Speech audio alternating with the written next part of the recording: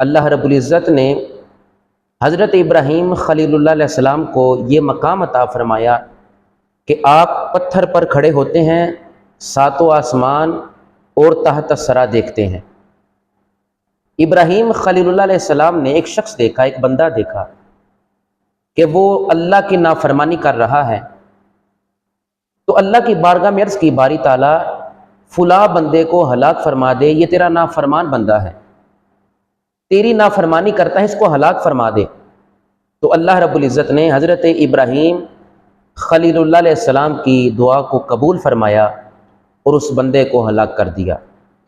اللہ مہربان ہے، رحیم ہے، کریم ہے، شفیق ہے، وہ بندوں سے محبت فرماتا ہے، مگر جب بندہ حد سے تجاوز کر جاتا ہے پھر اللہ اس بندے کو رسوا بھی فرماتا ہے اور اسے عذاب میں مبتلا بھی فرماتا ہے۔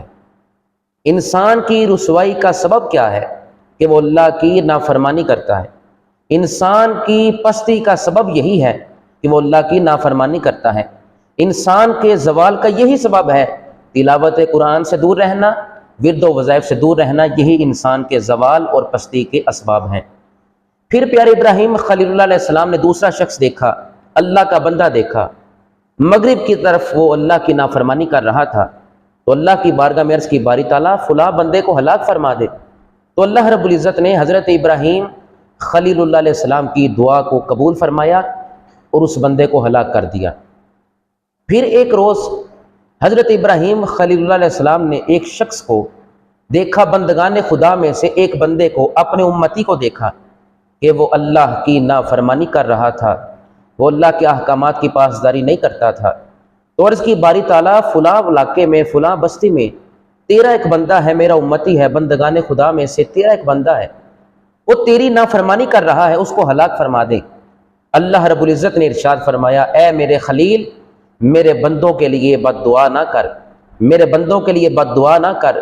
اللہ رب العزت کی بارگاہ میں عرض کی، حضرت ابراہیم خلیل اللہ علیہ السلام نے، باری تعالیٰ اگر یہ اسی گناہ کرتے کرتے اسی حالت میں فوت ہو جائے تو پھر کیسے تو اسے معاف کرے گا؟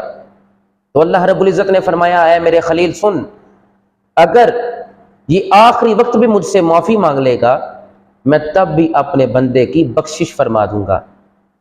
ابراہیم خلیل اللہ علیہ السلام عرض کرتے ہیں، باری تعالیٰ اگر مہلت نہ ملے، آخری وقت تک وہ تیری نافرمانی کرتا ہی دنیا سے چلا جائے، معافی نہ مانگے، تو اللہ رب العزت نے ارشاد فرمایا، خلیل تب بھی بد دعا نہ کر، اس کی اولاد میں سے کوئی پڑھے گا بسم اللہ الرحمن الرحیم، مجھے رحمان رحیم کہے گا، مجھے ستار غفار کہے گا، اے خلیل بد دعا نہ کر، تب بھی میں اس کی بخشش فرما دوں گا۔